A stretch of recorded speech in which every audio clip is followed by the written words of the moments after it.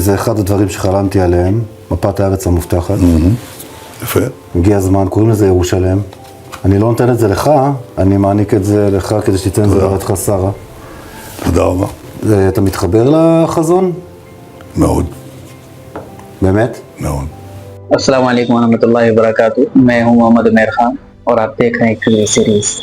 बिल्ली अब थैले से बाहर आ चुकी।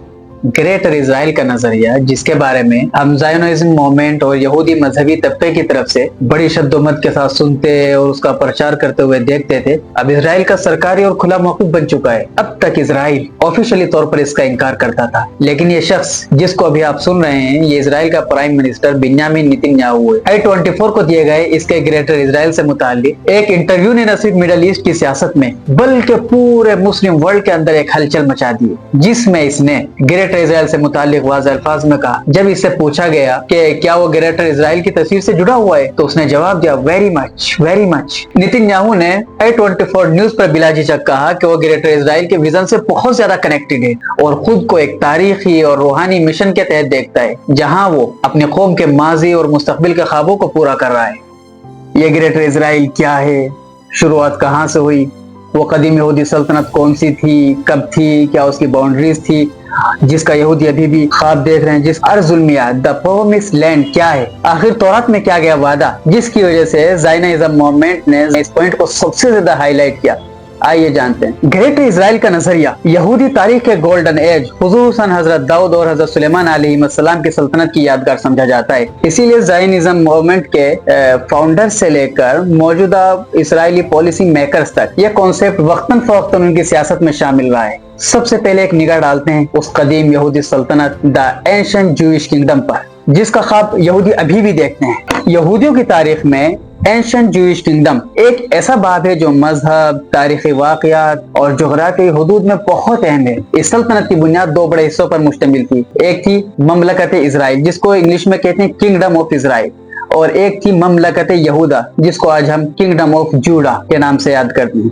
इन दोनों रियासतों का कयाम न सिर्फ बनी इसराइल की सियासी खुद मुख्तारी की अलामत था, बल्कि यहूदी रिलीजियस नैरेटिव का भी मरकजी हिस्सा था। साउल, जिनको हम कुरान की इस्तिलाह में तालूत भी कहते हैं, तालूत को बनी इसराइल का पहला बादशाह तस्लीम किया जाता है। इब्रानी बाइबल के मुताबिक उसकी बादशाहत ने बैरूनी दुश्मनों खुसूसन उस वक्त फिलिस्तीनियों के खिलाफ मिलिट्री रेजिस्टेंस को मुनज़्ज़म किया। तालूत बादशाह की क़ियादत में एक ऑर्गेनाइज्ड पॉलिटिकल और मिलिट्री सिस्टम कायम हुआ। तालूत के बाद हजरत दाऊद अलैहिस्सलाम तख्त पर बैठे। आप यहूदी तारीख में सबसे नुमाया हुक्मरान माने जाते हैं। आपने यरूशलेम को अपना कैपिटल बनाया, जो बाद में यहूदी रिलीजियस और पॉलिटिकल कैपिटल बन गया।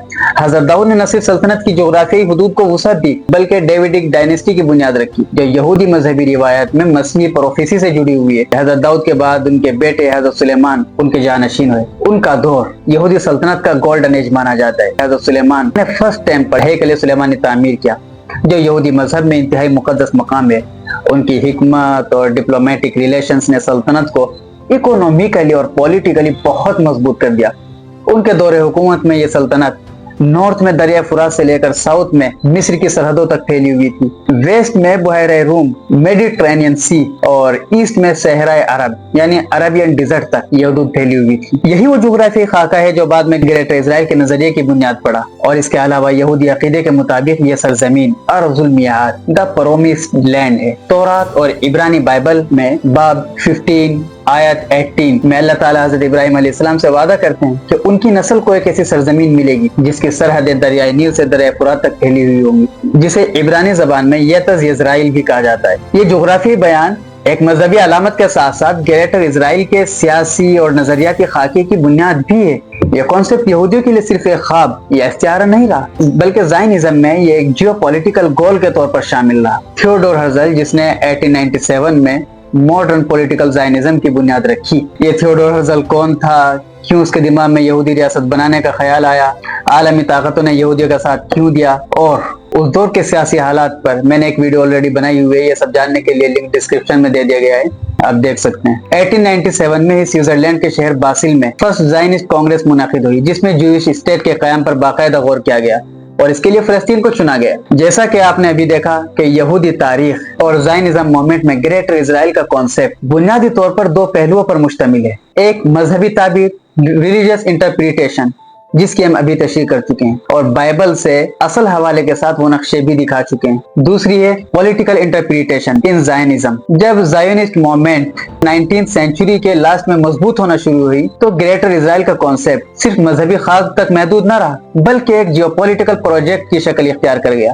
اسی بنیاد پر زائنزم دو پارٹس میں ڈیوائیڈڈ ہے، ریلیجیس زائنزم، پولیٹیکل زائنزم۔ مذہبی گروہ اسے خدا کی مرضی قرار دیتے ہیں جبکہ سیاسی زائنسٹ اسے اسٹریٹجک ڈیپتھ اور ریجنل ڈومیننس کے نظریے سے دیکھتے ہیں۔ آئیے اب فرق سمجھتے ہیں کہ گریٹر اسرائیل کے اولڈ ریلیجیس میپس اور ماڈرن پولیٹیکل میپس دونوں میں کیا فرق ہے۔ ریلیجیس میپس میں گریٹر اسرائیل ہمیشہ ایک وسیع خطے کے طور پر دکھایا جاتا ہے جس میں مصر، اردن، شام، عراق اور سعودی عرب کے بڑے حصے شامل ہوتے ہیں، لیکن ماڈرن پولیٹیکل میپس جو اسرائیلی سیاست میں سامنے آتے رہتے ہیں ان میں ویسٹ بینک، غزہ اسٹریپ اور گولان ہائٹس شامل کر کے پریکٹیکل گریٹر اسرائیل کی طرف راہنمار کی جاتی ہے۔ یوں گریٹر اسرائیل کا نقشہ دو رخ رکھتا ہے، ایک ریلیجیس اور ایک پولیٹیکل۔ ایک کنٹریڈکشن ہی آج کے مڈل ایسٹ کانفلکٹس کی جڑ ہے، کیونکہ اسرائیل کے مخالفین اسے صرف ایک آئیڈیالوجی نہیں بلکہ خطے پر زبردستی قبضہ کرنا سمجھتے ہیں۔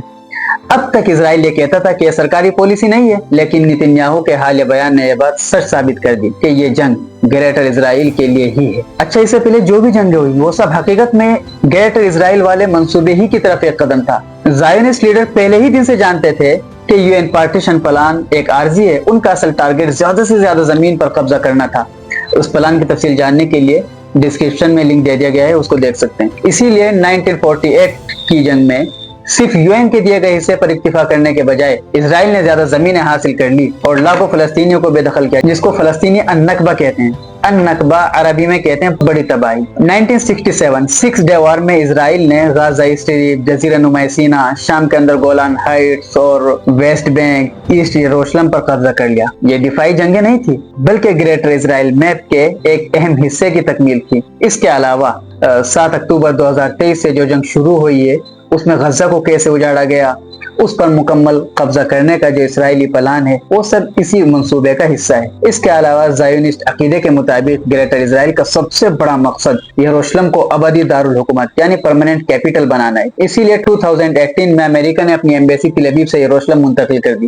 یہ صرف ایک سفارتی فیصلہ نہیں بلکہ گریٹر اسرائیل کا اعلان تھا، اور ابراہیمی معاہدہ بھی اسی شطرنج کی چال کا ایک حصہ ہے جس کے ذریعے کئی عرب ممالک نے اسرائیل کو تسلیم کیا اور آگے بھی امکان ہے۔ 1982 میں ایک اسرائیلی جرنلسٹ اور پالیسی تجزیہ کار اورڈیڈ یونون نے ایک تفصیلی پلان شائع کیا جس کو یونین پلان کہا جاتا ہے، جسے بعد میں گریٹر اسرائیل پروجیکٹ کا عملی خاکہ سمجھا گیا۔ اس میں صاف لکھا تھا کہ عرب ممالک کو بڑے بڑے بلاکس میں نہیں رہنے دینا چاہیے، ان کو نیشنلزم کے نام پر ڈیوائیڈ کر دیں کہ ہر ملک اپنی کچھ باؤنڈریز کے اندر اپنی قومیت کے نام پر، اپنی نیشنلزم کے نام پر رہے۔ اس انتشار کا فائدہ اسرائیل کو یہ ہوگا کہ وہ خطے کی واحد مضبوط طاقت بن کر ابھرے گا۔ اس کے علاوہ 1980 اور 1990 کی دہائی میں امریکہ کے اندر ایک پولیٹیکل لوبی ابھری جسے نیوکونس کہا جاتا ہے۔ ان میں زیادہ تر زائنزم کے حامی، انہی نیوکونس نے 2003 میں عراق پر امریکی حملہ پلان کیا۔ ان کا مقصد یہ تھا کہ بڑے عرب ممالک جیسے عراق، شام، لیبیا اور مصر کمزور ہو جائیں تاکہ اسرائیل خطے میں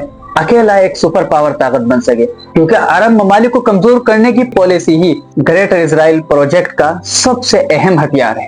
گریٹر اسرائیل کے کانسیپٹ کو آگے بڑھانے میں سب سے نمایاں کردار عالمی طاقتوں کا رہا ہے، اور آج غزہ کے معاملے میں عالمی طاقتوں کا خاموش رہنا یہ بتاتا ہے کہ یہ سب جیو پولیٹیکل انٹرسٹ کو فلسطینی حقوق پر ہمیشہ مقدم رکھتی ہیں۔ آئیے اب آخر میں دیکھتے ہیں کہ اگر یہ گریٹر اسرائیل بن جاتا ہے تو کیا ہوگا، دنیا کا نقشہ کیسا ہوگا، مڈل ایسٹ کی کیا حالت ہوگی۔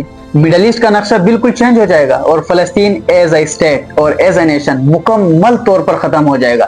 گریٹر اسرائیل پورے خطے میں ایک سپر پاور کی حیثیت اختیار کر لے گا۔ عرب دنیا کی سیاسی خود مختاری ختم ہو جائے گی اور وہ صرف اسرائیل کے زیر سایہ پالیسی بنانے پر مجبور ہو جائیں گے۔ امت مسلمہ کے لیے یہ تاریخ کا سب سے بڑا چیلنج ہوگا جس سے بڑی خونریزی کا آغاز ہو سکتا ہے، جس کے اثرات پوری دنیا پر پڑیں گے، یا پھر یہ کہ اگر عرب اور مسلم کنٹریز یونائٹی کے ساتھ اسرائیل کا مقابلہ کریں تو اس کا یہ خواب ہی اس کے زوال اور خاتمے کی شروعات بھی ہو سکتا ہے۔